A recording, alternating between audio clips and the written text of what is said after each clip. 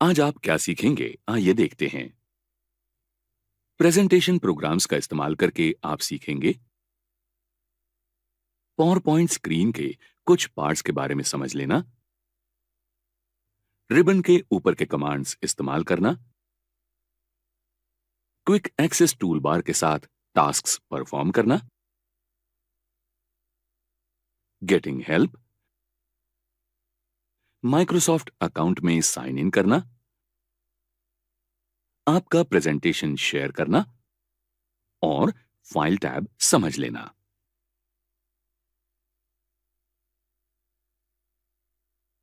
Microsoft Excel में स्वागत है।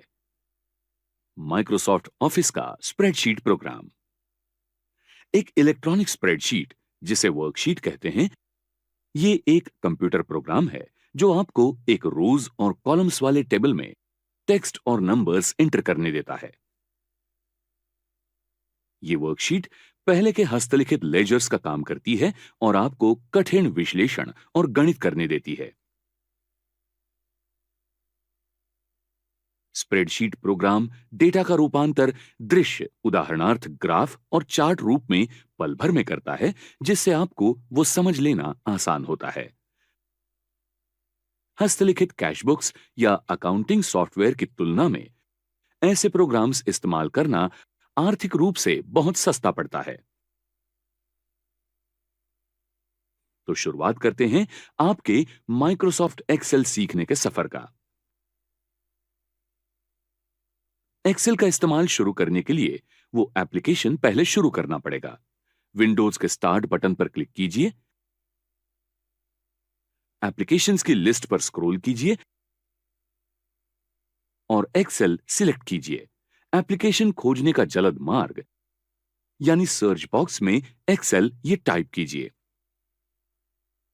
जब आप एक्सेल शुरू करोगे तब आपको इस्तेमाल करने के लिए तैयार ऐसी बहुत वर्कशीट्स दिखेंगी। अभी एक खाली वर्कबुक पर क्लिक कीजिए। आपको एक नई खाली वर्कशीट दिखेगी। एक्सेल के वर्कबुक में एक या अनेक वर्कशीट्स होती है। चलिए अब हम एक्सेल का स्क्रीन देख लेते हैं। सबसे ऊपर बाईं बाजू का क्विक एक्सेस टूल बार। इसमें बटन्स होते हैं जो आपको जल्द से आम क्रिया करने देता है, जैसे कि वर्कशीट सेव करना, आपकी आखिरी गलत कमांड रद्द करना या आखिरी क्रिया फिर एक बार करना। दाहिने बाजू के डाउन एरो को क्लिक करके आप और भी क्रिया चुन सकते हैं तथा कमांड रद्द करने के लिए डाउन एरो को क्लिक करके टिक मार्क वाली कमांड चुन सकते हैं। विंडो के ऊपर की तरफ टाइटल बार प्रोग्राम का नाम दिखाता है, जैसे कि अभी एक्सेल और वर्कशीट का नाम दिखता है। एक्सेल हमेशा वर्कशीट का नाम बुक ऐसे रखता है और उसे एक अंक जोड़ता है। टाइटल बार के नीचे आपको रिबन दिखेगा। इसमें एक्सेल के सभी कमांड्स अच्छे तरीके से अलग अलग टैब्स में होती हैं। टैब पर क्लिक करने पर कमांड दिखती है। सभी कमांड्स एक साथ दिखने पर शायद आप कंफ्यूज हो सकते हो और जो कमांड आपको चाहिए वो कैसे खोजनी है ये आपको नहीं समझेगा। टैब्स इस प्रकार से होते हैं जिससे आपको ऐसी कमांड्स जल्द दिखें जो काम सहजता से करने के लिए आवश्यक है। हर टैब में ग्रुप्स होते हैं जिनमें तर्कसंगत कमांड बटन्स हैं। ये बटन सब मेन्यू प्रदर्शित करके कमांड पूरी करते हैं। इससे रिबन ये आपके काम पर आधारित टैब्स, हर टैब का ग्रुप जिसमें टास्क्स और सब टास्क्स और हर ग्रुप में एक कमांड बटन जो हर कमांड का मेन्यू दिखाती है और कमांड पूरी करते हैं। मुख्य रिबन टैब्स से अलग कुछ टैब्स होते हैं। इनको कॉन्टेक्सचुअल टैब्स कहते हैं। आपको काम के स्वरूप अनुसार ये टैब्स दिखते और गायब होते हैं। उदाहरण के लिए, जब आप एक चार्ट पर क्लिक करते हैं तो दो अधिक चार्ट टूल टैब्स आते हैं। एक होता है डिजाइन और दूसरा फॉर्मेट। ऐसे ही कॉन्टेक्सचुअल टैब आपको दिखेंगे जब आप किसी चित्र पर क्लिक करेंगे। कॉन्टेक्सचुअल टैब में अतिरिक्त कमांड होती है जिनकी आपको किसी विशेष समय पर जरूरत हो सकती है। ज्यादातर कमांड बटन्स पर जब आप माउस ले जाते हैं तब एक टूल टिप दिखती है जो आपको वो बटन किस लिए हैं ये बताती है। इसी स्वरूप के कीबोर्ड शॉर्टकट्स भी जरूरत अनुसार दिखते हैं। माउस क्लिक को पर्याय के रूप में इनका इस्तेमाल कमांड के लिए कर सकते हैं। उदाहरणार्थ, माउस बी पर लेने से आपको टेक्स्ट बोल्ड करने के लिए टूल टिप दिखेगा। आप देख सकते हैं कि keyboard shortcut control plus B command name के पास ब्रैकेट में है। रिबन इस्तेमाल करने के लिए एक्सेस कीज ये और एक शॉर्टकट आप इस्तेमाल कर सकते हैं।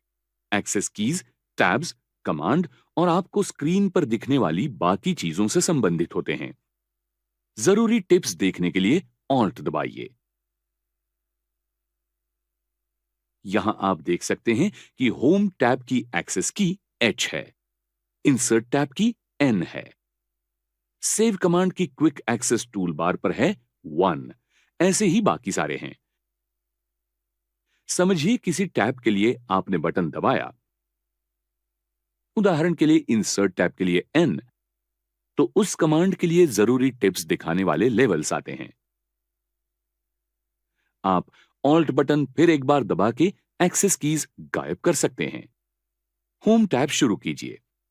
इसके लिए मिनी ग्रुप्स की दाहिनी बाजू के नीचे एक छोटा एरो वाला डायलॉग बॉक्स लॉन्चर है। उसको क्लिक करने पर एक डायलॉग बॉक्स खुलेगा और उसमें आपको उस ग्रुप की बाकी अनेक कमांड्स के लिए पर्याय मिलेंगे।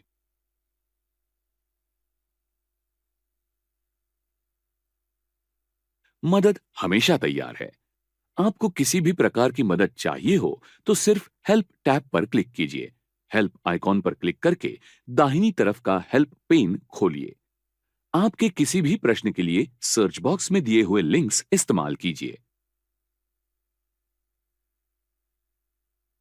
अगर किसी विषय के बारे में आपको और मदद चाहिए तो कॉन्टैक्ट सपोर्ट पर क्लिक कीजिए और एक हेल्प पेज खोलिए।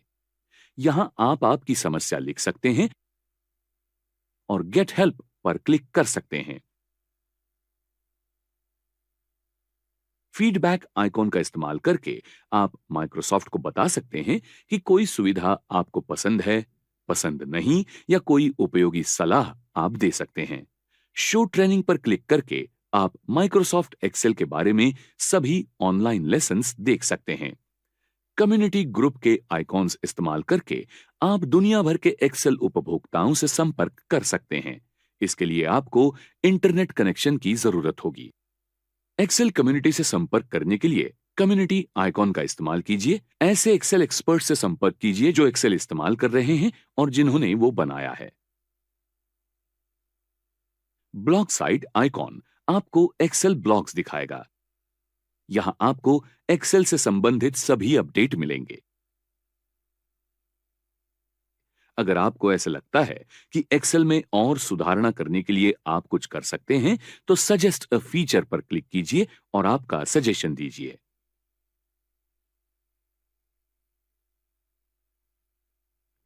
Searching for commands, tell me what you want to do box ये भी एक उपयोगी सुविधा है। अगर आपको कोई विशिष्ट काम करना है लेकिन उसकी कमांड क्या है ये आपको मालूम नहीं, तो आप आपके काम से संबंधित शब्द टाइप कर सकते हैं। उनसे संबंधित कमांड्स की लिस्ट दिखेगी और उसमें से सही कमांड आप चुन सकते हैं। ऊपर दाहिनी बाजू का रिबन डिस्प्ले ऑप्शंस बटन दबा के आप आपको रिबन कैसी दिखनी चाहिए ये तय कर सकते हैं और काम करने के लिए थोड़ी और जगह आपको मिल सकती है। ऑटो हाइड बटन दबा के आप रिबन छुपा सकते हैं और बार के ऊपर क्लिक करके उसको फिर देख सकते हैं। आप शो टैब्स पर क्लिक करके टैब नेम्स देख सकते हैं। कोई विशिष्ट कमांड देखने के लिए टैब नेम क्लिक कीजिए। पूरी रिबन दिखने के लिए शो टैब्स इन कमांड पर क्लिक कीजिए। अब हम एक्सेल स्क्रीन के बाकी हिस्से देखते हैं। एक्सेल शीट ये रोज और कॉलम्स इनसे बनी होती है।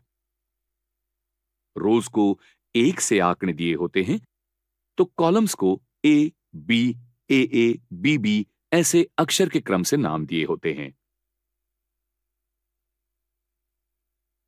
जहां रोज और कॉलम्स एक साथ आती है उस जगह को सेल कहते हैं। हर डेटा आइटम एक सेल में होता है। रो और कॉलम के आधार से सेल का नाम तय होता है। उदाहरणार्थ, कॉलम डी और रो 6 एक करने वाले सेल का नाम D6 होता है। सेल्स के आसपास दिखने वाली गुलाबी चौखट को ग्रिड लाइंस कहते हैं। डार्क चौखट वाले सेल उस वक्त एक्टिवेटेड सेल होते हैं। डेटा सिर्फ एक्टिव सेल में ही लिखा जाता है। फॉर्मूला बार ये वर्कशीट के ऊपर होता है। इसमें एक्टिव सेल्स की जानकारी दिखती है। इसका इस्तेमाल डेटा लिखने या उसमें बदल करने के लिए हो सकता है। इस वर्कशीट में आप देख सकते हैं कि फॉर्मूला बार में एक्टिव सेल के B10 की जानकारी दिखती है। आगे के सेल में यानी C10 में जाने के लिए टैब दबाइए। अब फॉर्मूला बार में C10 की जानकारी दिखती है। फॉर्मूला बार की बाईं तरफ नेम बॉक्स होता है जिसमें एक्टिव सेल का एड्रेस दिखता है। सेल एड्रेस को सेल रेफरेंस या नेम ऑफ सेल ऐसे कहते हैं। स्क्रीन के नीचे जो शीट टैब्स हैं वो वर्कशीट्स के नाम दिखाते हैं। उनके ऊपर क्लिक करने से आपको एक्सेल फाइल में दो टैब्स में एक के बाद एक काम करने की सुविधा मिलती है। जब आप एक नया वर्कबुक बनाते हैं तब उसमें शीट 1 नाम की एक ही शीट होती है।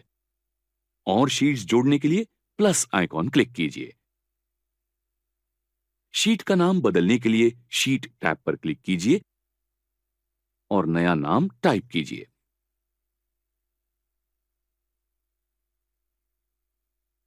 बाद में एंटर दबाइए। शीट दूसरी जगह लेने के लिए शीट टैब पर राइट क्लिक कीजिए और मूव और कॉपी चुनिए। शीट जहां लेनी है वहां क्लिक करके ओके क्लिक कीजिए। कॉपी करने का ये और एक तरीका आप इस्तेमाल कर सकते हैं। सिर्फ इस बार मूव और कॉपी विंडो में कॉपी बनाने की जगह निश्चित करके क्रिएट कॉपी इस बॉक्स पर क्लिक करके फिर ओके पर क्लिक कीजिए। तय की हुई जगह पर शीट की कॉपी तैयार होगी और उसके सेल नेम के सामने ब्रैकेट में 2 ये आंकड़ा होगा। कोई शीट डिलीट करनी है तो शीट टैब को राइट क्लिक कीजिए और डिलीट कीजिए। अगर आप डिलीट करने वाली शीट में डेटा होगा तो शीट डिलीट करने से पहले आपको आपका निर्णय इस प्रकार के विंडो में पक्का करना होगा। शीट टैब को रंग देना हो तो उसको राइट क्लिक कीजिए, रंग चुनिए और सही रंग पर क्लिक कीजिए। हर वर्कशीट की नीचे दाहिनी तरफ स्क्रॉल बार होता है। हर स्क्रॉल बार में एक स्क्रॉल बॉक्स और 2 स्क्रॉल एरो होते हैं। आप स्क्रॉल बॉक्स खींच सकते हैं। इन स्क्रॉल एरोज पर क्लिक करके आप ज्यादा जानकारी देख सकते हैं। नीचे स्टेटस बार में व्यू बटन्स और जूम बटन्स होते हैं। व्यू बटन के मदद से आप डॉक्यूमेंट का डिस्प्ले मोड बदल सकते हैं और पेज ब्रेक तय कर सकते हैं। जूम बटन से आप उसका दृश्य स्वरूप अधिक बड़ा या छोटा कर सकते हैं। आपकी जरूरत के अनुसार आप माइनस या प्लस आइकॉन्स दबा के ये स्लाइडर खींच के आकार तय कर सकते हैं। इससे आप जो चाहिए वो डेटा ठीक से देख सकते हैं। ऑनलाइन क्षमता। अगर आपको एक्सेल की ऑनलाइन सेवा इस्तेमाल करनी है तो सबसे ऊपर दाहिनी बाजू के साइन इन इस बटन पर क्लिक कीजिए और आपके माइक्रोसॉफ्ट अकाउंट में साइन इन कीजिए। आपका माइक्रोसॉफ्ट यूजर नेम एंटर कीजिए और नेक्स्ट पर क्लिक कीजिए। फिर आपका पासवर्ड एंटर करके साइन इन पर क्लिक कीजिए। एक बार आप लॉग इन हो गए तो आप आपके वर्कशीट्स वन ड्राइव जैसी ऑनलाइन जगह पर सेव कर सकते हैं और वो कहीं से भी एक्सेस कर सकते हैं। आप आपकी वर्कशीट्स दूसरों के साथ शेयर कर सकते हैं जिससे वो इसके ऊपर आपके साथ काम कर सकेंगे। वर्कशीट दूसरों से शेयर करने के लिए वो आपको पहले ऑनलाइन सेव करनी होगी। शेयर बटन पर और फिर सेव टू क्लाउड पर क्लिक कीजिए। सेव एज विंडो में पहले वन ड्राइव पर्सनल ये लोकेशन चुनिए। जहां सेव करनी है वो फोल्डर चुनिए और फिर सेव पर क्लिक कीजिए। शेयर सेक्शन में दाहिनी बाजू को इनवाइट पीपल बॉक्स में उनका ईमेल एड्रेस लिखिए जिनसे आपको वर्कशीट शेयर करनी है। दो एड्रेसेस में कॉमा दीजिए।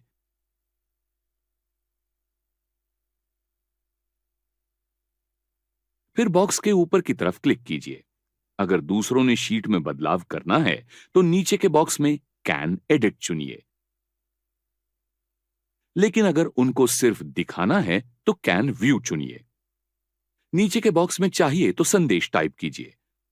आपको शीट में बाकी बदलाव अपने आप शेयर करने हैं तो ऑटोमेटिकली शेयर चेंजेस ये बॉक्स इस्तेमाल करके वैसी परमिशन आप दे सकते हैं या परमिशन मांगने की व्यवस्था हो सकती है। अभी के लिए हम ऑलवेज ये पर्याय चुनते हैं। इससे सभी बदलाव अपने आप शेयर हो जाएंगे। सबसे आखिर में शेयर सिलेक्ट कीजिए। आपने वर्कशीट शेयर की है ये दूसरों को बताने के लिए एक ईमेल भेजा जाता है।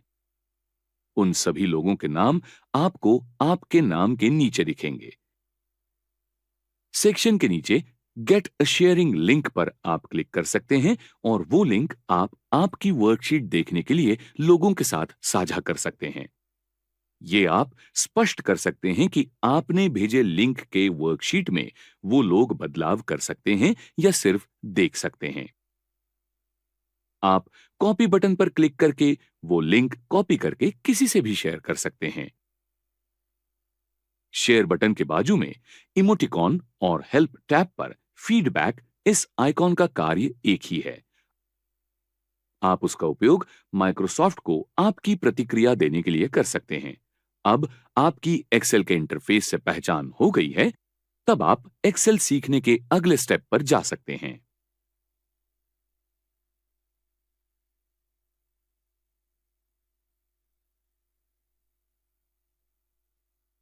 आपने क्या सीखा इसका रिवीजन करते हैं। स्प्रेडशीट प्रोग्राम के फायदों की लिस्ट करना, एक्सेल स्क्रीन के भाग, क्विक एक्सेस टूल बार इस्तेमाल करना, रिबन इस्तेमाल करना, मदद लेना, कमांड्स खोजना, माइक्रोसॉफ्ट अकाउंट में साइन इन करना, वर्कशीट्स शेयर करना और फाइल टैब का इस्तेमाल करना।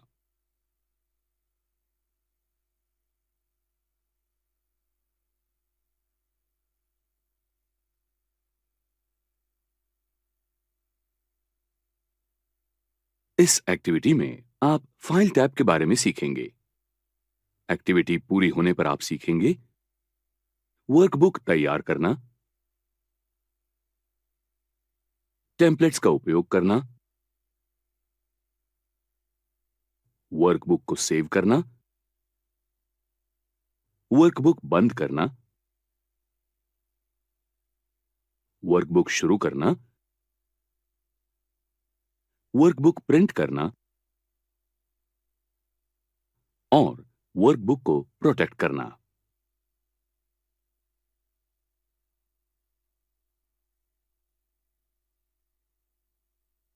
अब हम फाइल टैब देखते हैं। फाइल टैब को बैकस्टेज व्यू ऐसा भी कहते हैं।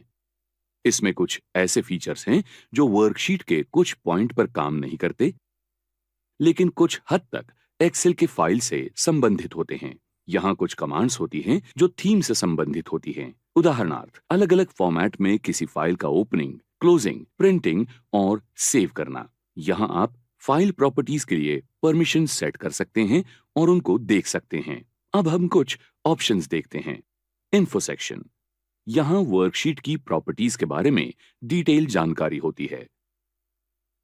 वर्कशीट का आकार, वो कब मॉडिफाई की गई थी, लेखक किसने मॉडिफाई की थी, आदि जानकारी इसमें होती है। शेयर ऑप्शन आपको ऑनलाइन सहकार्य के लिए मदद करता है।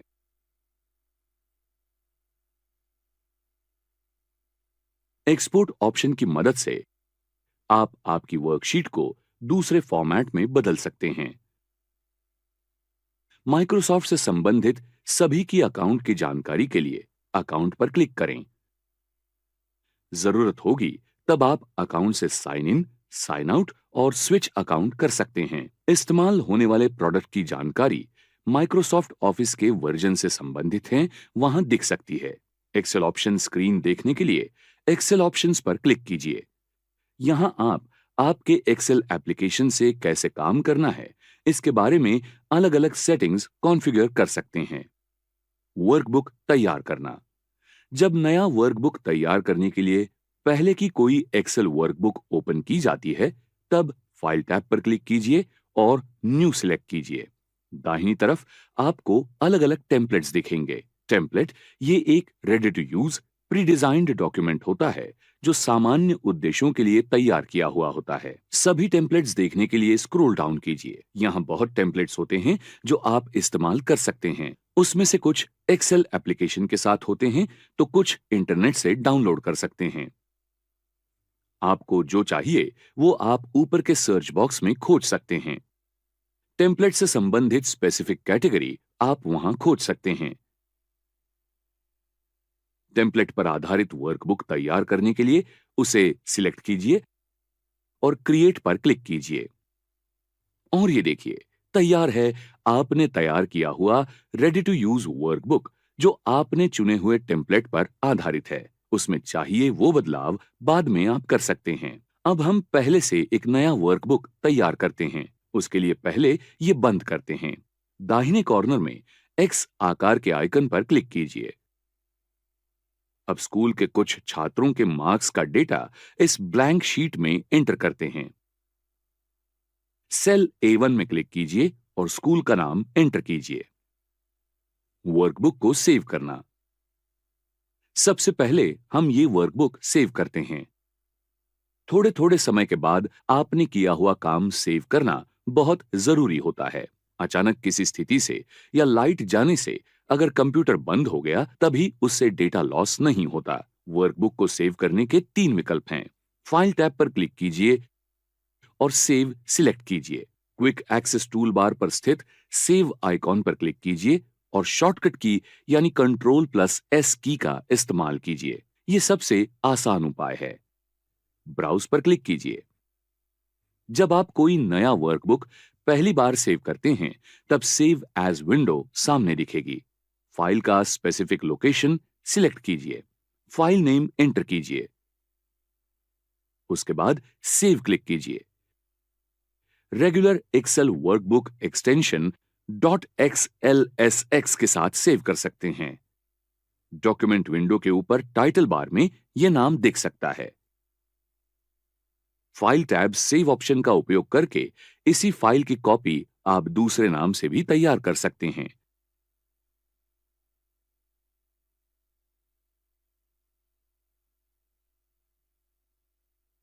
अब ब्राउज पर क्लिक कीजिए। सेव एज विंडो सामने है। आपकी फाइल के लिए प्रॉपर लोकेशन सिलेक्ट कीजिए और फाइल का नाम टाइप कीजिए। अब सेव पर क्लिक कीजिए। अब एक स्पेसिफाइड नाम के साथ एक नया वर्कशीट तैयार है। वर्कबुक को बंद करना। वर्कबुक को बंद करने के लिए फाइल टैब पर क्लिक कीजिए और क्लोज सिलेक्ट कीजिए या दाहिनी कॉर्नर पर एक्स आइकॉन पर क्लिक कीजिए। समझिए आप एक डेटा वाली अनसेव्ड फाइल बंद करने का प्रयास कर रहे हैं तो एक्सेल आपको पूछेगा कि फाइल बंद करने से पहले आपको सेव करना है या नहीं। सामने दिखने वाली विंडो में सेव ऑप्शन पर क्लिक कीजिए। वर्कबुक शुरू करना। वर्कबुक को शुरू करने का सबसे आसान तरीका यानी उसके आइकॉन पर डबल क्लिक करना। माइक्रोसॉफ्ट एप्लीकेशन तुरंत शुरू होता है और फाइल ओपन हो जाती है। समझिए पहले ही तैयार फाइल ओपन हो गई है तो आप फाइल टैब पर क्लिक कर सकते हैं और ओपन सिलेक्ट कर सकते हैं। रिसेंट लिस्ट में अभी तैयार किया हुआ वर्कबुक आप सिलेक्ट कर सकते हैं। फाइल खोजने के लिए आप ओपन विंडो में फाइल का लोकेशन सिलेक्ट कर सकते हैं। सही फोल्डर सिलेक्ट कीजिए। फाइल सिलेक्ट कीजिए और ओपन पर क्लिक कीजिए। वर्कबुक को प्रिंट करना। वर्कबुक प्रिंट करने के लिए फाइल टैब पर क्लिक कीजिए और प्रिंट सिलेक्ट कीजिए। आप शॉर्टकट की कंट्रोल प्लस पी का भी इस्तेमाल कर सकते हैं। दाहिनी तरफ आपको पहले शीट का प्रिंट प्रीव्यू दिखेगा। सेंट्रल पेन में आपको चाहिए उतनी कॉपीज का नंबर आप ऐड कर सकते हैं। आपको डिफॉल्ट सेटिंग दिखता है, जरूरत होगी तो आप वो बदल सकते हैं।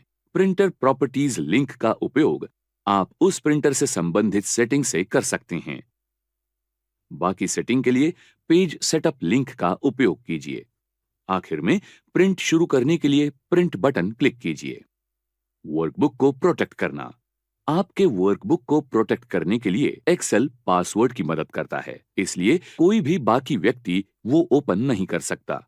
फाइल टैब पर क्लिक कीजिए, बाएं तरफ के पेन में इन्फो क्लिक कीजिए, उसके बाद प्रोटेक्ट वर्कबुक पर क्लिक कीजिए। एनक्रिप्ट विथ पासवर्ड सिलेक्ट कीजिए। एनक्रिप्ट डॉक्यूमेंट विंडो में आपकी चॉइस का पासवर्ड टाइप कीजिए और ओके क्लिक कीजिए। याद रखिए, आपका पासवर्ड केस सेंसिटिव है। फिर एक बार पासवर्ड टाइप कीजिए और ओके क्लिक कीजिए। उसके बाद आपका वर्कबुक सेव कीजिए और उसको क्लोज कीजिए। आपकी फाइल पासवर्ड से प्रोटेक्ट की गई है, आपके सिवा उसे कोई भी ओपन नहीं कर सकता। आप अगर आपका पासवर्ड भूल गए तो आप आपकी फाइल ओपन नहीं कर पाएंगे। उसके लिए किसी सही जगह आपकी फाइल का नाम और उसका पासवर्ड लिख के रखना जरूरी है। अब हम देखेंगे वर्कबुक से पासवर्ड कैसे रिमूव करना है। आपका पासवर्ड डाल के फाइल ओपन कीजिए।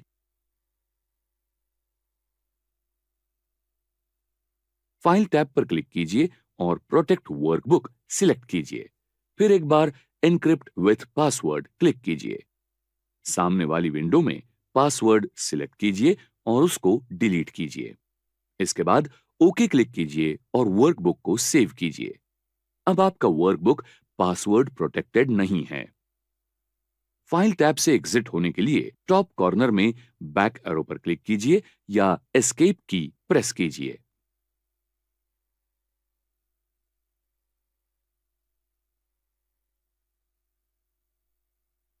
आपने क्या सीखा, इसका रिवीजन करते हैं। वर्कबुक तैयार करना, टेम्पलेट्स का उपयोग करना, वर्कबुक सेव करना, वर्कबुक बंद करना, वर्कबुक शुरू करना, वर्कबुक प्रिंट करना और वर्कबुक प्रोटेक्ट करना।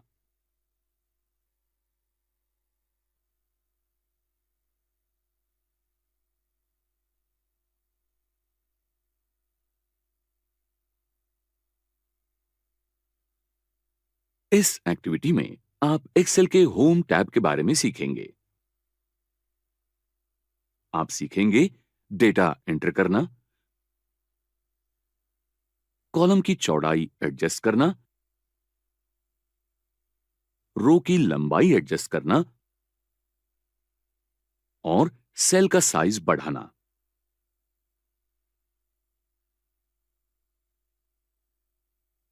जब आप एक्सेल शुरू करते हैं, तब रिबन पर एक्टिव होने वाला पहला टैब होम टैब होता है। इस टैब में सबसे ज्यादा इस्तेमाल होने वाली कमांड्स होती हैं। हम इस एक्सेल शीट में कुछ टेक्स्ट एंटर करते हैं। समझिए, आपको छात्रों से संबंधित कोई डेटा और उनके मार्क्स एंटर करने हैं। Column heading roll number enter कीजिए। दूसरे फील्ड पर जाने के लिए टैब प्रेस कीजिए। नए हेडिंग का नाम एंटर कीजिए। उसके बाद मार्क्स, ये तीसरा हेडिंग एंटर कीजिए। अब रोल नंबर 1 एंटर कीजिए। उसके बाद पहले छात्र का नाम एंटर कीजिए। आप देख सकते हैं कि हेडिंग से एक्सेल सेल की चौड़ाई बढ़ती है। इसके लिए आपको कॉलम की चौड़ाई बढ़ाने की जरूरत है। ए और बी कॉलम के रो हेडिंग के बीच की जगह डबल क्लिक कीजिए। इससे कॉलम ए की चौड़ाई उस कॉलम की एंट्री अनुसार बढ़ जाती है, जो अब स्कूल का नाम है। छात्रों के नाम अक्सर लंबे होते हैं, इसलिए हम कॉलम बी की चौड़ाई बढ़ाते हैं। इसलिए माउस पॉइंटर बी और सी के कॉलम हेडिंग पर लाइए। जब यह दो दिशा के बने एरो में बदलेगा, तब दाहिनी तरफ ड्रैग कीजिए। वैसा ही चौड़ाई कम करने के लिए बाईं तरफ ड्रैग कीजिए। कॉलम की चौड़ाई जैसे ही आप पॉइंटर रोल नंबर के बॉर्डर पर लाकर रो की चौड़ाई चाहिए उतनी कम ज्यादा कर सकते हैं।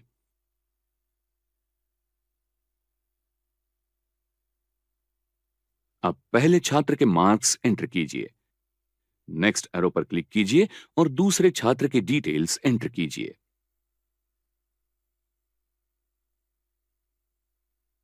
ऑटोफिल ये आपको आसान तरीके से सीरीज पूरी करने में मदद करता है।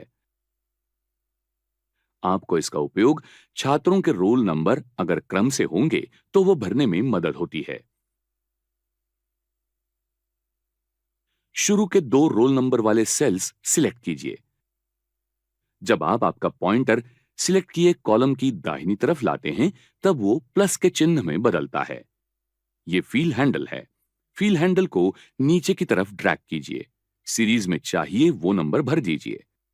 आप फिल हैंडल का इस्तेमाल बहुत जगह कर सकते हैं। समझिए, आपके पास के वर्कशीट में रोल नंबर 1000, 2000, 3000 ऐसे हैं तो एक्सेल ये सीरीज पहचानता है।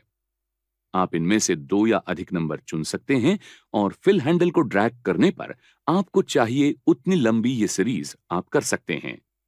समझिए, ये सीरीज हॉरिजॉन्टल लिखी हैं तो इसी प्रकार दाहिनी तरफ ये सीरीज सिलेक्ट और ड्रैग करके पूरी हो सकती है। समझिए, आपने महीनों के नाम एंटर किए, उदाहरणार्थ जनवरी, तो आप आसान तरीके से फिल हैंडल का इस्तेमाल करके बाकी महीनों के नाम से ये सीरीज पूरी कर सकते हैं। यही आप हफ्तों के नाम के लिए भी कर सकते हैं। जैसे दिखाया है वैसे सभी डेटा पूरा कीजिए।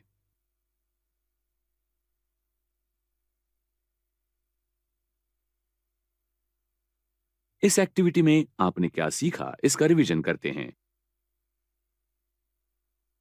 डेटा एंटर करना,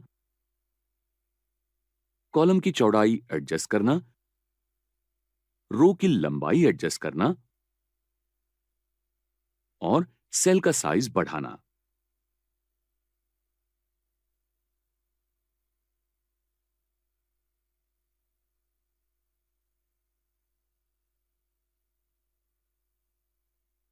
आइए आज हम कुछ नया सीखते हैं। इस एक्टिविटी में आप सीखेंगे फॉन्ट चेंज करना, फॉन्ट का साइज बदलना, टेक्स्ट को बोल्ड, इटैलिक या अंडरलाइन करना, बॉर्डर्स अप्लाई करना, सेल शेडिंग अप्लाई करना और फॉन्ट का कलर बदलना।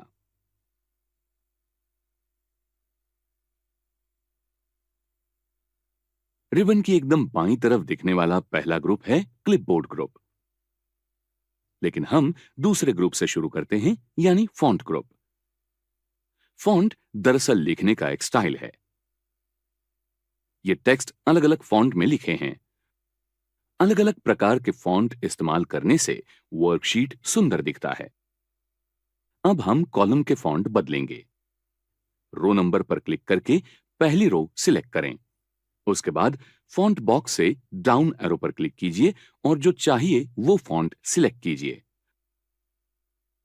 अब ड्रॉप डाउन लिस्ट से आपको चाहिए उतना फॉन्ट का साइज बड़ा कीजिए। जरूरत होगी तो कॉलम की चौड़ाई बढ़ाइए। आप इंक्रीज फॉन्ट साइज या डिक्रीज फॉन्ट आइकॉन इस्तेमाल करके फॉन्ट का साइज कम ज्यादा कर सकते हैं। बोल्ड, इटैलिक और अंडरलाइन आइकॉन इस्तेमाल करके टेक्स्ट को विशेष बना सकते हैं। कॉलम हेडिंग के लिए हम उनका इस्तेमाल करके देखते हैं। सेल सिलेक्ट कीजिए और टेक्स्ट को बोल्ड करने के लिए बोल्ड पर क्लिक कीजिए। इटैलिक्स पर क्लिक करके आप आपके टेक्स्ट को दाहिनी तरफ थोड़ा सा झुका हुआ कर सकते हैं। आइकॉन के बाजू के डाउन एरो को सिलेक्ट करके अंडरलाइन स्टाइल सिलेक्ट कर सकते हैं। बॉर्डर आइकॉन का उपयोग सेल को बॉर्डर देने के लिए होता है। सेल्स सिलेक्ट कीजिए।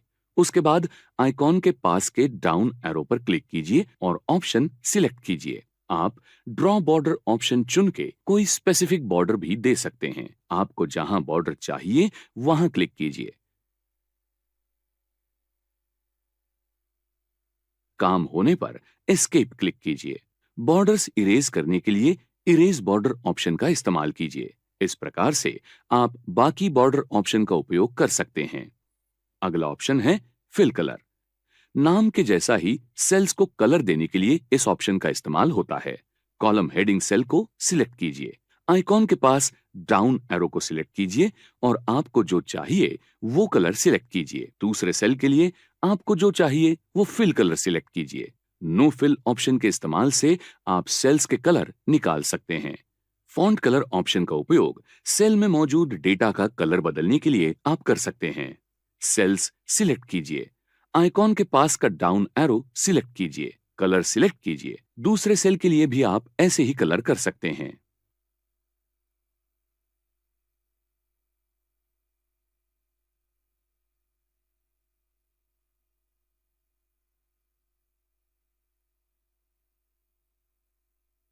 आपने क्या सीखा, इसका रिवीजन करते हैं। फॉन्ट चेंज करना, फॉन्ट का साइज बदलना, टेक्स्ट को बोल्ड, इटैलिक और अंडरलाइन करना, बॉर्डर्स अप्लाई करना, सेल शेडिंग अप्लाई करना और फॉन्ट का कलर बदलना।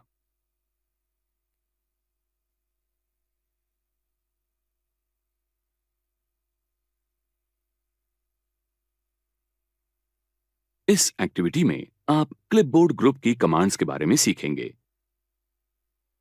एक्टिविटी पूरी होने पर आप सीखेंगे टेक्स्ट और ऑब्जेक्ट को कॉपी, मूव और पेस्ट करना और फॉर्मेट पेंटर कमांड का इस्तेमाल करना।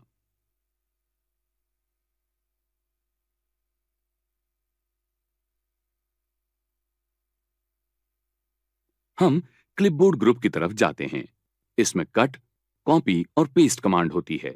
हम देखेंगे कि ये कैसे काम करते हैं। समझिए, आपको वर्कबुक के इस वर्कशीट से नए वर्कशीट में छात्रों के रोल नंबर और उनके नाम और मार्क्स कॉपी करने हैं। सबसे पहले प्लस आइकॉन क्लिक करके नया शीट तैयार कीजिए। अब फिर शीट टैब क्लिक करके पहले वर्कशीट पर जाइए। छात्रों के रोल नंबर और नाम सिलेक्ट कीजिए। उसके बाद कॉपी क्लिक कीजिए। उसके बाद दूसरी वर्कशीट में जाके जरूरत अनुसार आपके कर्सर को सेट कीजिए। अब पेस्ट क्लिक कीजिए। अब आपने देखा कि पेस्ट कमांड के साथ कॉपी कमांड का उपयोग करके एक वर्कशीट का कुछ हिस्सा दूसरी वर्कशीट में लिया गया है। अब आपको अगर सेक्शन एक लोकेशन से दूसरे लोकेशन में लेना है तो आपको कट कमांड और पेस्ट कमांड का इस्तेमाल करना पड़ेगा। अब हम रोल नंबर 11 से 20 इन छात्रों का डेटा तीसरी वर्कशीट में लेते हैं। नया वर्कशीट तैयार कीजिए और फिर से दूसरे वर्कशीट में जाइए। जो डेटा लेना है वो सिलेक्ट कीजिए और उसके बाद कट पर क्लिक कीजिए। शीट 3 पर जाइए। आपके कर्सर को ठीक से पोजीशन में रखिए और उसके बाद पेस्ट क्लिक कीजिए।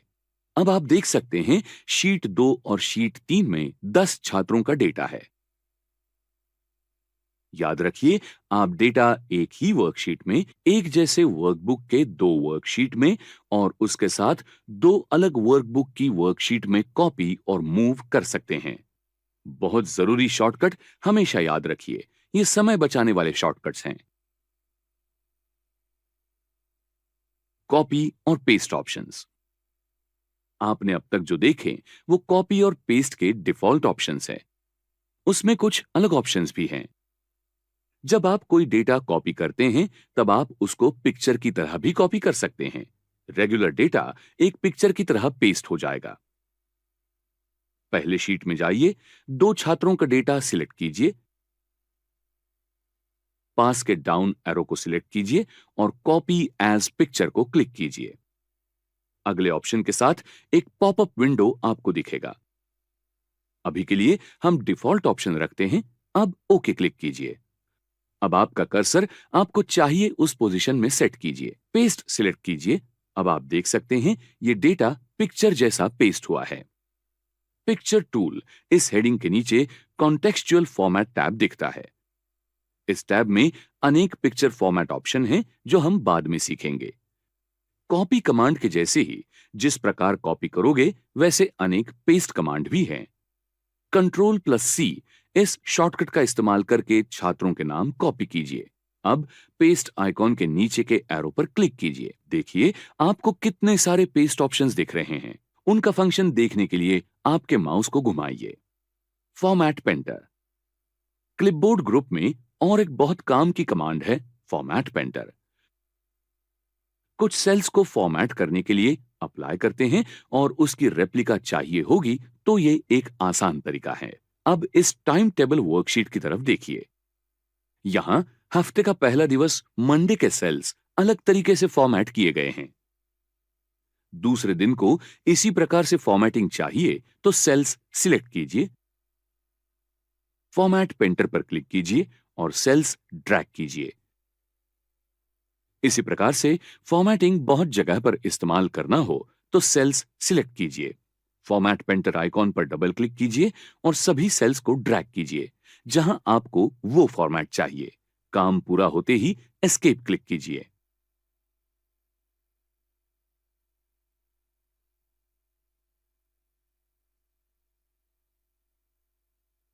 आपने क्या सीखा, इसका रिवीजन करते हैं। टेक्स्ट और ऑब्जेक्ट को कॉपी, मूव और पेस्ट करना और फॉर्मेट पेंटर कमांड का इस्तेमाल करना।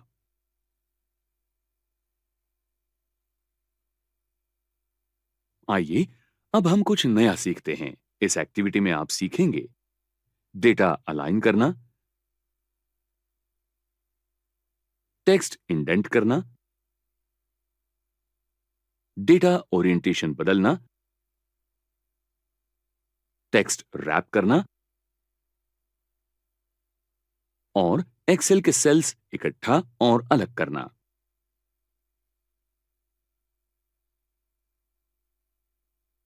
रिबन में मौजूद अलाइनमेंट ग्रुप में आइकॉन्स होते हैं जो सेल्स का डेटा हैंडल करते हैं। इस ग्रुप के ऑप्शंस ठीक से समझने के लिए हम रो की हाइट बढ़ाते हैं। रो नंबर के बीच की बाउंड्रीज को ड्रैग करके हम ये कर सकते हैं। आपको पता है कि आप एक ही वक्त अनेक रो की हाइट एडजस्ट कर सकते हैं। उसके लिए सबसे पहले रो नंबर सिलेक्ट करके रो सिलेक्ट कीजिए, नीचे की तरफ ड्रैग कीजिए। उसके बाद सेल्स ग्रुप के फॉर्मेट आइकॉन पर क्लिक कीजिए और रो हाइट सिलेक्ट कीजिए। आपको चाहिए वो वैल्यू बॉक्स में एंटर कीजिए और ओके पर क्लिक कीजिए। किसी भी एक रो पर सिलेक्ट कीजिए। अब कॉलम हेडिंग सिलेक्ट कीजिए, टॉप अलाइन आइकॉन सिलेक्ट कीजिए। आप देख सकते हैं कि उस सेल की हेडिंग अलाइन हो गई है। उसके बाद मिडिल लाइन क्लिक कीजिए। टेक्स्ट सेल के बीचों बीच मूव हुई आपको दिखेगी। सेल्स को बॉटम लाइन पर अलाइन करने के लिए बॉटम लाइन पर क्लिक कीजिए। याद रखिए किस प्रकार से छात्रों के रोल नंबर, नाम और मार्क्स सेल के अंदर ही रखे हैं। आप देख सकते हैं कि बाय डिफॉल्ट अंक का डेटा सेल की दाहिनी तरफ अलाइन हुआ है और टेक्स्ट डेटा बाईं तरफ। आप ये अलाइनमेंट आपको जैसे चाहिए वैसे बदल सकते हैं। रोल नंबर के सभी सेल्स सिलेक्ट कीजिए। अब अलाइन लेफ्ट, सेंटर और अलाइन राइट पर क्लिक कीजिए। सेल्स के अंदर ही डेटा कैसे बदलता है ये देखिए। जब आपको डेटा थोड़ा दाहिनी या बाईं तरफ शिफ्ट करना होता है तब डिक्रीज इंडेंट और इंक्रीज इंडेंट आइकॉन का उपयोग आप कर सकते हैं। पहले छात्र का नाम सिलेक्ट कीजिए, कभी इंक्रीज इंडेंट सिलेक्ट कीजिए तो कभी डिक्रीज इंडेंट सिलेक्ट कीजिए। इस प्रकार से आप सेल्स में डेटा की पोजीशन आपको जैसी चाहिए वैसी रख सकते हैं। ओरिएंटेशन आइकॉन का उपयोग टेक्स्ट को सेल में रोटेट करने के लिए और उसके साथ ही वर्टिकल या क्रॉस तरीके से पोजीशन करने के लिए होता है। इस वर्कशीट के A1 सेल के टेक्स्ट को रोटेट करते हैं। सेल सिलेक्ट कीजिए और ओरिएंटेशन पर क्लिक कीजिए। अब एंगल काउंटर क्लॉकवाइज सिलेक्ट कीजिए। उसके बाद वर्टिकल टेक्स्ट सिलेक्ट कीजिए। आपने देखा टेक्स्ट ने किस प्रकार पोजीशन ले ली है। यह कमांड बहुत काम आती है जब आप छोटे सेल के लिए लेबल्स तैयार करते हैं। ये किस प्रकार से काम करते हैं आइए देखें। अगले ऑप्शंस के लिए ओरिएंटेशन, फॉर्मेट सेल अलाइनमेंट पर क्लिक कीजिए। यहां आप बॉक्स में टेक्स्ट को रोटेट करने के लिए एक अप्रोप्रिएट पॉइंट पर क्लिक करके एग्जैक्ट डिग्री के लिए स्पेसिफाई कर सकते हैं। आप नंबर के रूप में भी डिग्री एंटर कर सकते हैं। आपने स्पेसिफाई किए जैसे टेक्स्ट अलाइन हो रहा है। रैप टेक्स्ट कमांड का उपयोग बहुत लंबे टेक्स्ट अनेक पंक्ति में बांटने के लिए होता है, जिससे वो टेक्स्ट दिख सकेगा। इस वर्कशीट में कंटेंट छोटे कॉलम में फिट हुआ है, फिर भी सी कॉलम और डी कॉलम बड़े हेडिंग संभाल लेने के लिए बड़े हुए हैं। जब आप कॉलम छोटा करते हैं, हेडिंग का कुछ हिस्सा गायब होता है। इसके लिए उपाय आसान है। हेडिंग वाले रो की हाइट बढ़ाएं और फिर रैप टेक्स्ट क्लिक करें। अब हेडिंग्स ठीक से दिख रही हैं। मर्ज एंड सेंटर कमांड का उपयोग बहुत सेल्स और सेंटर के कंटेंट को बड़े सेल में इकट्ठा करने के लिए किया जाता है। अब इस वर्कशीट के टाइटल को डेटा के ऊपर रो के सेंटर में रखने के लिए और जिन सेल्स को इकट्ठा करना है उन्हें सिलेक्ट कीजिए और मर्ज एंड सेंटर पर क्लिक कीजिए। आप देख सकते हैं कि एक ही बड़ी सेल तैयार हुई है और टेक्स्ट सेंटर को आ गया है।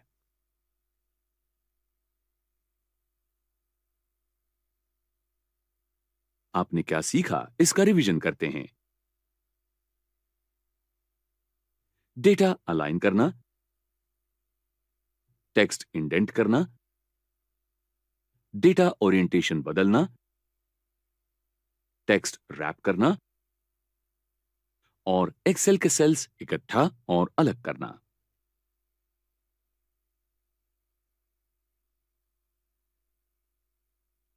इस एक्टिविटी में आप नंबर्स ग्रुप के बारे में सीखेंगे। आप सीखेंगे नंबर फॉर्मेट करना।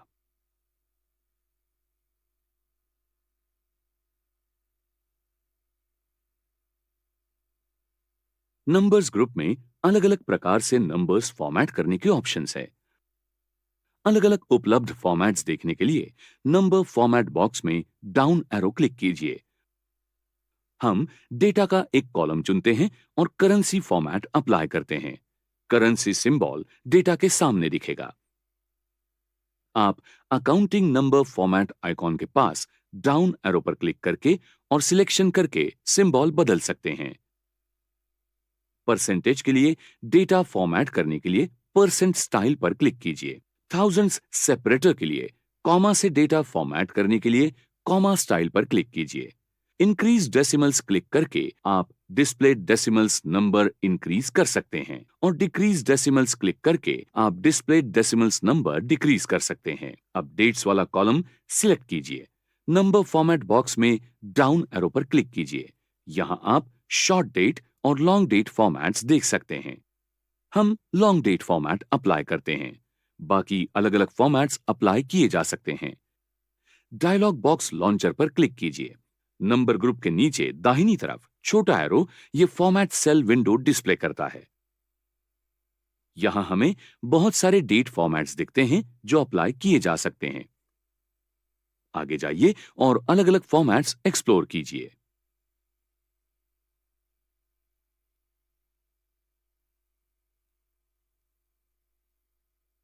आपने जो सीखा उसका रिवीजन करते हैं। नंबर्स फॉर्मेट करना,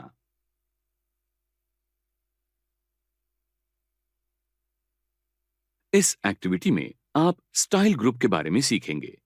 इसके पूरा होने पर आप कर पाएंगे निश्चित क्राइटेरिया अनुसार सेल्स फॉर्मेट करना, सेल्स रेंज से टेबल तैयार करना और सेल स्टाइल अप्लाई करना।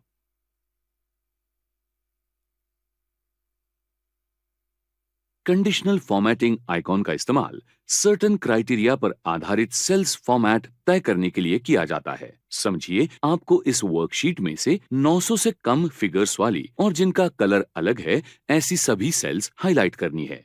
इसलिए कौन सी डेट्स पर सेल कम हुआ है ये आपको समझना आसान होगा।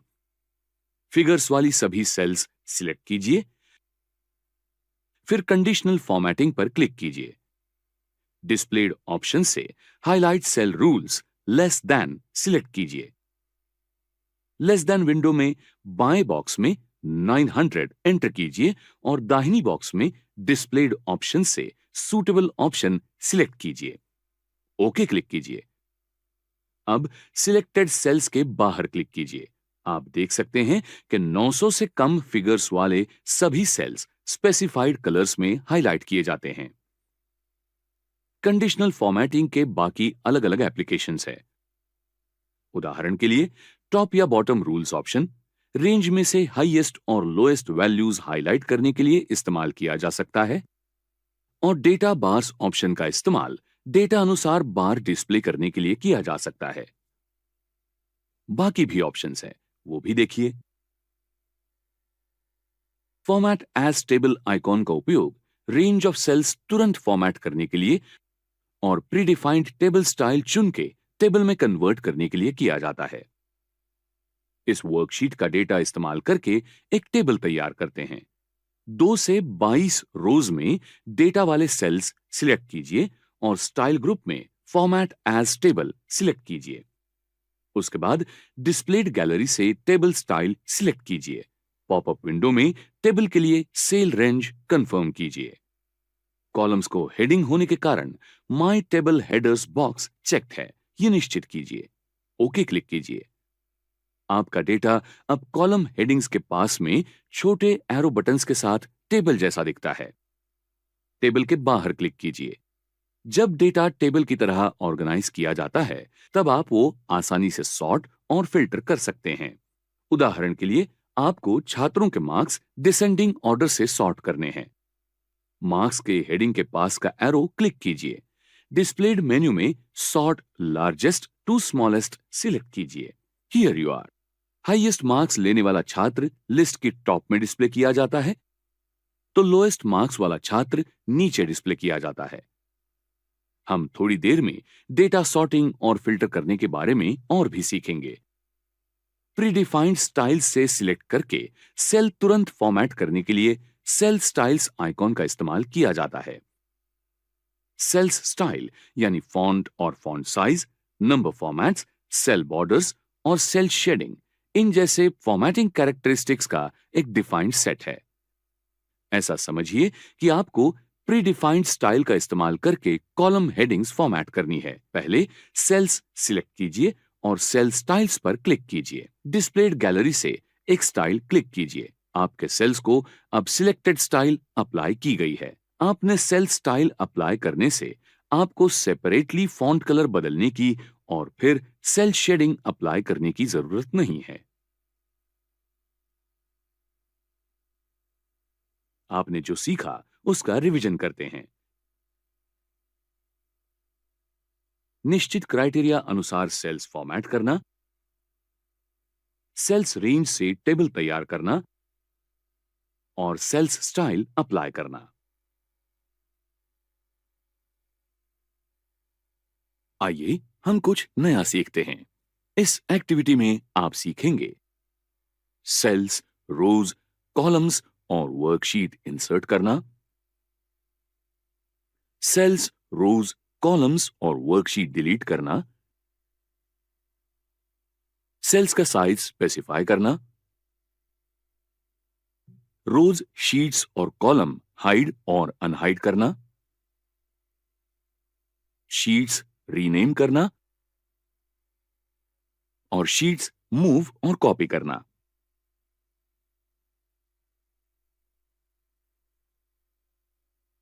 सेल्स ग्रुप के इंसर्ट आइकॉन का इस्तेमाल वर्कशीट में सेल्स, रोज और कॉलम्स इंसर्ट करने के लिए किया जाता है।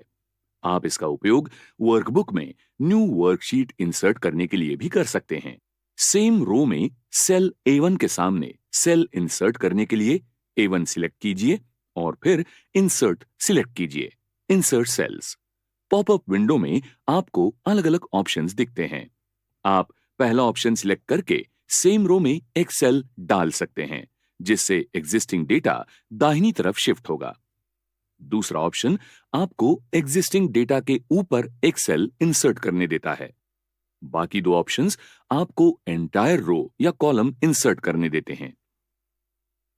हम पहला ऑप्शन चुनते हैं और ओके क्लिक करते हैं। एग्जिस्टिंग सेल के सामने एक नई सेल इंसर्ट की जाती है। 9 रो के ऊपर न्यू रो इंसर्ट करने के लिए रो में से किसी भी सेल पर क्लिक कीजिए और इंसर्ट शीट रोज सिलेक्ट कीजिए। उसी प्रकार न्यू कॉलम इंसर्ट करने के लिए इंसर्ट शीट कॉलम्स यूज कीजिए। एक्टिव वर्कशीट से पहले न्यू वर्कशीट इंसर्ट करने के लिए इंसर्ट शीट ऑप्शन इस्तेमाल किया जाता है। सेल्स ग्रुप में से डिलीट आइकॉन का इस्तेमाल सेल्स, रोज, कॉलम्स और वर्कशीट्स डिलीट करने के लिए किया जाता है। अलग अलग ऑप्शंस इस्तेमाल करके देखिए। यह प्रोसेस इंसर्ट आइकॉन इस्तेमाल करने जैसी ही है। सेल्स ग्रुप के फॉर्मेट आइकॉन सेल से संबंधित अलग अलग उपयुक्त ऑप्शंस देते हैं। आप रो हाइट और कॉलम विड्थ के संबंध में सेल्स का साइज स्पेसिफाई कर सकते हैं। कुछ डेटा कॉन्फिडेंशियल रखने के लिए या अनइम्पॉर्टेंट डेटा डिस्प्ले रोकने के लिए आप वर्कशीट से स्पेसिफिक रोज और कॉलम्स हाइड कर सकते हैं। उदाहरणार्थ, कॉलम ई का डेटा हाइड करने के लिए कॉलम में से किसी भी सेल पर क्लिक कीजिए और फॉर्मेट सिलेक्ट कीजिए, hide and unhide hide columns. आप देख सकते हैं कि कॉलम अब नहीं दिख रहे हैं। वो रीडिस्प्ले करने के लिए सिर्फ फॉर्मेट सिलेक्ट कीजिए, हाइड एंड अनहाइड कॉलम्स। आप इसी प्रकार से रोज और शीट्स हाइड और अनहाइड कर सकते हैं। शीट रीनेम करने के लिए सिलेक्ट फॉर्मेट, रीनेम शीट, फिर शीट टैब पर न्यू नेम टाइप कीजिए और एंटर प्रेस कीजिए। शीट फिर रिपोजिशन करने के लिए सिलेक्ट फॉर्मेट, मूव और कॉपी शीट। मूव और कॉपी विंडो में जिस शीट से पहले वो पोजीशन करनी है वो शीट सिलेक्ट कीजिए और ओके क्लिक कीजिए। शीट अब स्पेसिफाइड पोजीशन पर दिख रही है। शीट की कॉपी करने के लिए मूव एंड कॉपी विंडो में create a copy box check कीजिए और ओके क्लिक कीजिए। उसी नाम की शीट की कॉपी और उसके बाद ब्रैकेट में नंबर 2 तैयार की जाती है।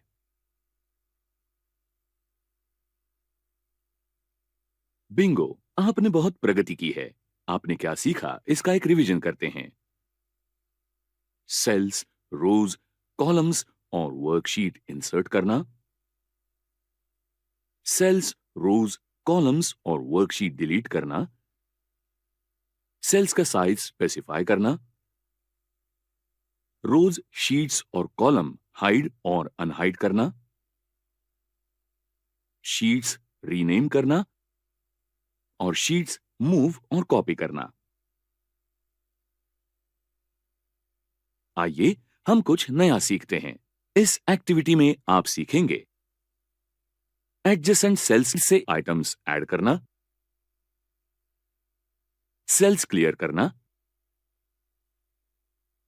डेटा सॉर्ट करना और फिल्टर करना और डेटा फाइंड और रिप्लेस करना।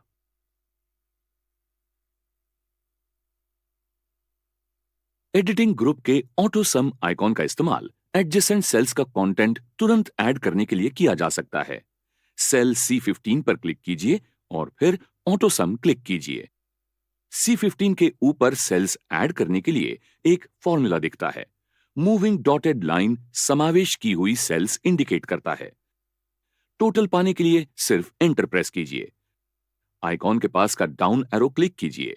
यहां आप बाकी कुछ ऑप्शंस देख सकते हैं। सेल्स के सेट की एवरेज, काउंट, मैक्सिमम और मिनिमम पाने के लिए इसका इस्तेमाल किया जा सकता है। एडिटिंग ग्रुप का क्लियर आइकॉन सेल्स क्लियर करने के लिए इस्तेमाल किया जाता है। सेल A1 सिलेक्ट कीजिए और क्लियर क्लिक कीजिए। आपको अलग अलग ऑप्शंस दिखेंगे। सेल को अप्लाई किया फॉर्मेटिंग निकालने के लिए क्लियर फॉर्मेट पर क्लिक कीजिए। समझ लीजिए कि सेल के कंटेंट निकाले नहीं जाते। सेल के कंटेंट क्लियर करने के लिए क्लियर कंटेंट क्लिक कीजिए। अब रो 2 के सेल्स सिलेक्ट कीजिए, क्लियर क्लिक कीजिए, क्लियर ऑल कीजिए। आप देख सकते हैं कि इस ऑप्शन का इस्तेमाल करके सेल्स के दोनों कंटेंट्स तथा फॉर्मेटिंग भी क्लियर किया जाता है।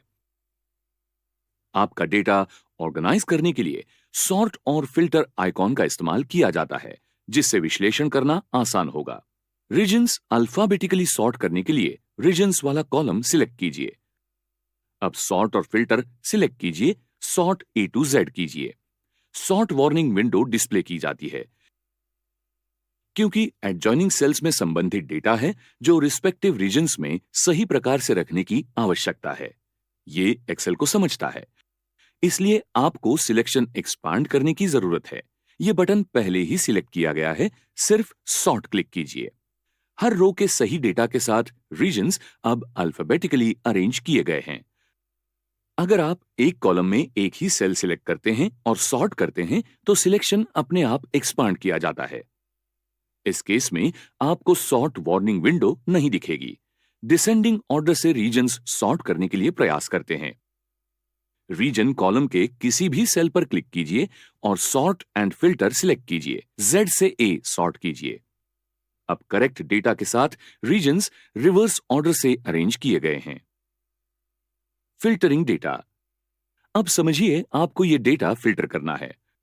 आपको सिर्फ स्पेसिफिक तारीख से संबंधित जानकारी देखनी है। Click sort and filter, filter.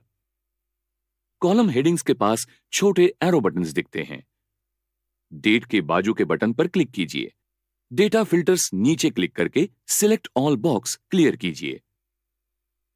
अब जो डेटा देखना है उस डेटा के सामने के बॉक्स पर क्लिक कीजिए, फिर ओके क्लिक कीजिए। आप अब स्पेसिफिक तारीख से संबंधित डेटा देख सकते हैं। अप्लाइड फिल्टर क्लियर करने के लिए और संपूर्ण डेटा फिर से देखने के लिए सॉर्ट और फिल्टर सिलेक्ट कीजिए, clear. Find and select icon का इस्तेमाल स्पेसिफिक प्रकार का डेटा वाले सेल्स खोजने के लिए किया जाता है। साउथ टेक्स्ट लिखे हुए सेल्स खोजने के लिए click find and select, find. Find what box में सर्च क्राइटेरिया एंटर कीजिए, फिर फाइंड नेक्स्ट क्लिक कीजिए। साउथ शब्द लिखा हुआ पहला सेल एक्टिव होता है। फाइंड एंड रिप्लेस विंडो के नीचे शब्द के सभी इंस्टेंसेस के सेल रेफरेंसेस देखने के लिए फाइंड ऑल क्लिक कीजिए। अभी सेल कॉलम के डॉलर के साइन की तरफ ध्यान मत दीजिए, आप उसके बारे में बाद में सीख सकते हैं। आप उस सेल को एक्टिव करने के लिए एक इंस्टेंस क्लिक कर सकते हैं। फाइंड एंड रिप्लेस विंडो बंद करने के लिए ऊपर के दाहिने कोने में X आइकन पर क्लिक कीजिए। दूसरे कंटेंट से सेल कंटेंट बदलने के लिए आप find and select replace command इस्तेमाल कर सकते हैं। समझिए आपको साउथ टेक्स्ट बदल के साउथ वेस्ट करना है। रिप्लेस विथ बॉक्स में न्यू टेक्स्ट एंटर कीजिए।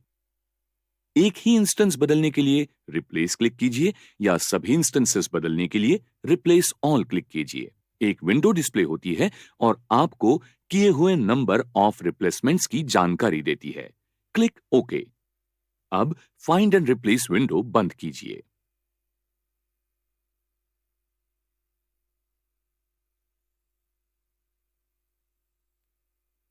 आपने जो सीखा उसका एक रिवीजन करते हैं। एडजेसेंट सेल्स से आइटम्स ऐड करना, सेल्स क्लियर करना, डेटा सॉर्ट करना और फिल्टर करना, और डेटा फाइंड और रिप्लेस करना।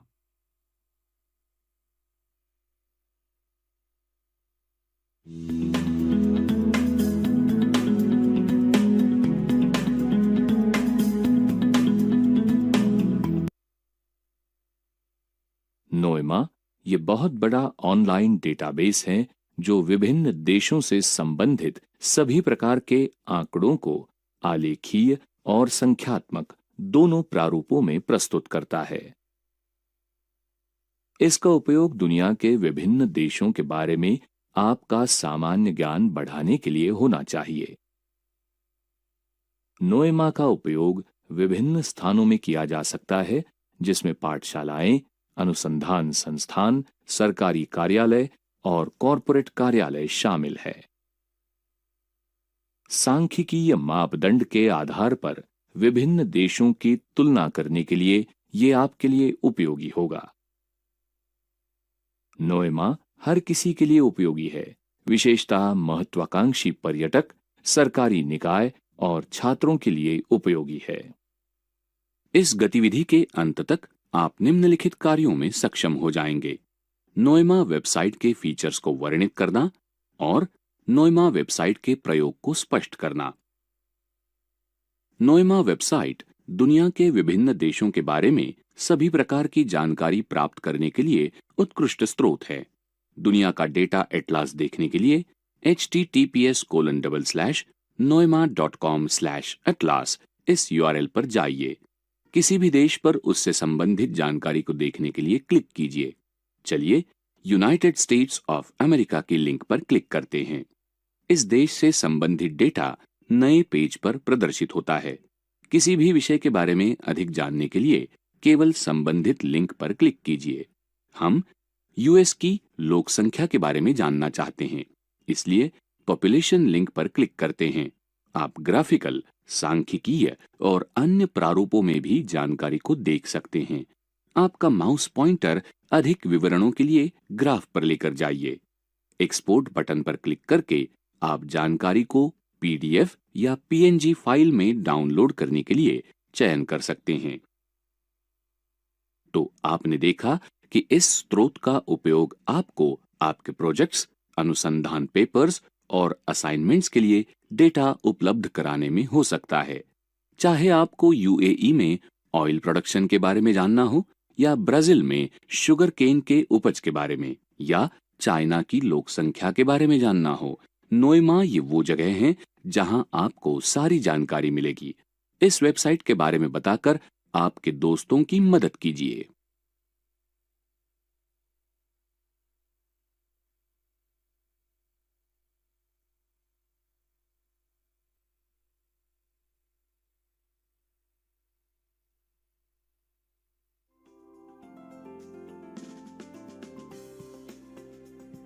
आपने भूगोल की क्लास में विश्व मैप का अध्ययन किया होगा।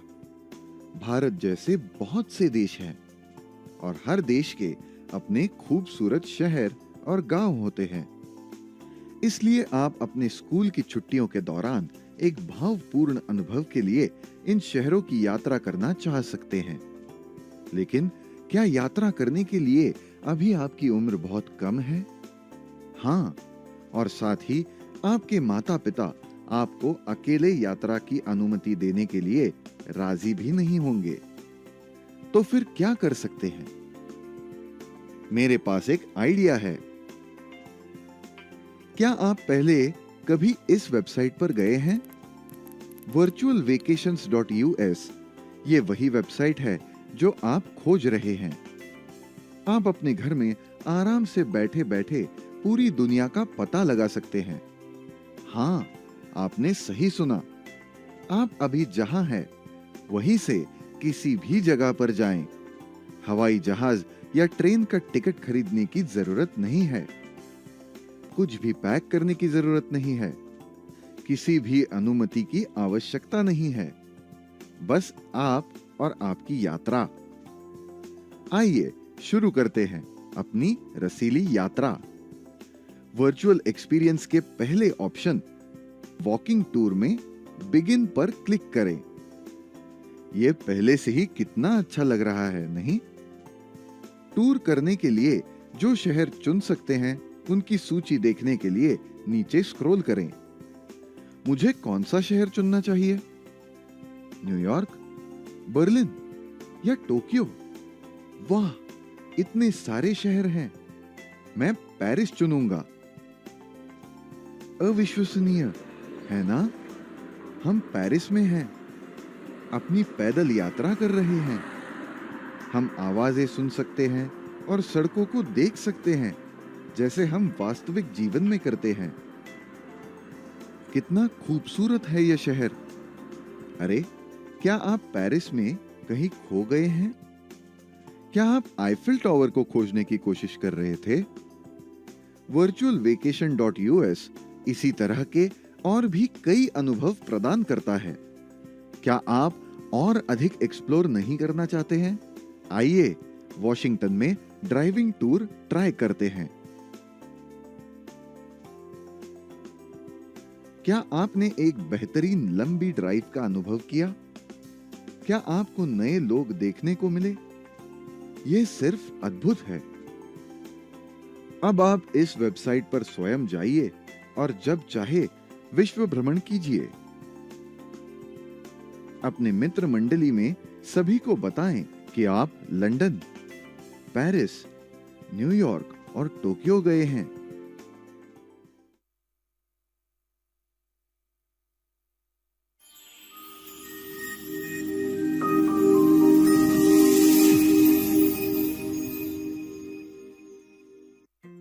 हम आसमान में उड़ते बहुत से हवाई जहाजों को देखकर हैरान होते हैं कि ये सब कहां जा रहे हैं।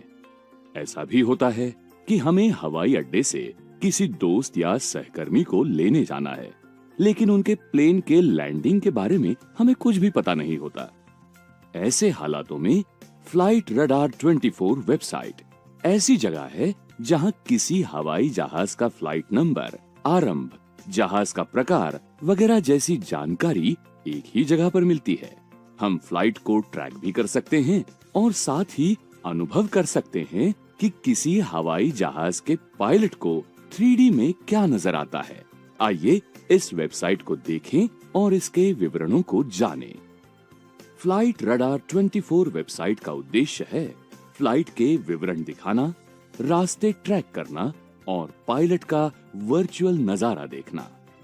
ब्राउजर खोलकर एड्रेस बार में www.flightradar24.com टाइप करें और फिर एंटर दबाएं। आप देख सकते हैं कि वेबसाइट खुल गई है। नजर आ रहे मैप पर आप किसी भी प्लेन पर क्लिक करके विवरण देख सकते हैं। इस प्लेन पर क्लिक करने पर यह लाल रंग से हाईलाइट हो जाएगा और फ्लाइट नंबर प्रदर्शित होगा। बाईं ओर हमें फ्लाइट के बारे में सारी सूचना नजर आएगी। इसमें फ्लाइट नंबर, एयरलाइन का नाम और आगमन एवं प्रस्थान की जगहों जैसे विवरण नजर आते हैं। ये फ्लाइट डोहा से फुकेट जा रही है।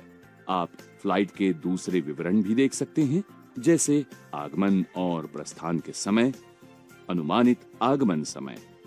रफ्तार और ऊंचाई का ग्राफ देखने के लिए नीचे की ओर स्क्रॉल करें। अब फ्लाइट को 3D में देखने के लिए 3D व्यू के विकल्प पर क्लिक करें। हाँ, आप असल फ्लाइट को उड़ते देख सकते हैं। ऊपर दिए गए नोटिफिकेशन को पढ़ें और उसे बंद कर दें। ये डोहा से फुकेट के लिए उड़ान भर रही फ्लाइट का 3D व्यू है। ड्रैग करके हम फ्लाइट के दूसरे आयाम देख सकते हैं। कॉकपिट व्यू पर क्लिक करके देखें कि एयरप्लेन के पायलट को कैसा नजारा दिखाई देता है। अब 3D व्यू पर वापस आएं। इसी तरह आप केवल फ्लाइट नंबर डालकर भी किसी फ्लाइट को ट्रैक कर सकते हैं। इसके लिए ऊपर फ्लाइट रडार आइकन पर क्लिक करें और वापस होम पेज पर जाएं। ऊपर सर्च में जरूरत के अनुसार फ्लाइट नंबर डालें। दी हुई सूची में से फ्लाइट चुनें। आप एयरक्राफ्ट को लाइव देख सकते हैं। आप देख सकते हैं कि फ्लाइट ने मुंबई से प्रस्थान किया और अब अपने गंतव्य कोलकाता की ओर जा रही है। इस समय फ्लाइट अकोला जिले के ऊपर से गुजर रही है। अब 3D व्यू पर क्लिक करें। आप इस फ्लाइट का 3D व्यू देख सकते हैं। इसी तरह आप पूरे संसार में किसी भी फ्लाइट को देख और ट्रैक कर सकते हैं। इस वेबसाइट का इस्तेमाल करके सभी फ्लाइट के बारे में जानकारी पाई जा सकती है। आगे बढ़ें और बस इस पर क्लिक करके मनपसंद फ्लाइट को ट्रैक करें या फ्लाइट नंबर डालकर इसे सर्च करें। आप फ्लाइट रडार 24 ऐप का इस्तेमाल करके भी ऐसा कर सकते हैं। इस तरह वेबसाइट हमें बताती है कि आकाश सचमुच कितना व्यस्त है। इसकी मदद से आप जिस फ्लाइट के बारे में चाहें उसके बारे में नवीनतम जानकारी रख सकते हैं। इसके अलावा एयरपोर्ट से जुड़ी जानकारी भी देख सकते हैं, जैसे नाम, कोड, प्रस्थान, आगमन, देरी, मौसम वगैरह। आगे बढ़ें और अपने अगले गंतव्य के लिए इस वेबसाइट को जानें।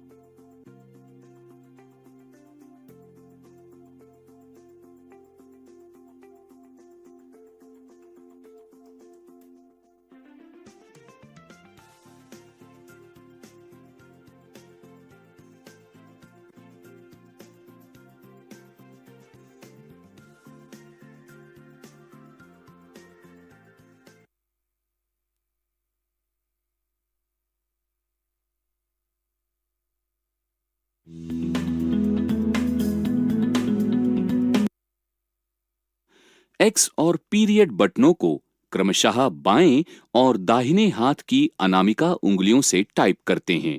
उंगलियों को नीचे की ओर और थोड़ा सा दाहिनी ओर ले जाते हैं।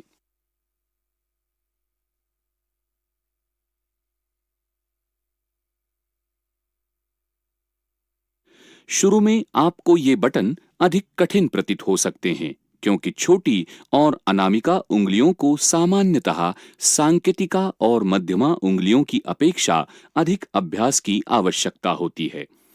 पीरियड बटन का अभ्यास करते समय कुछ अधिक समय लगाना अच्छा होगा, क्योंकि लगभग प्रत्येक वाक्य में आप इस बटन का उपयोग करेंगे।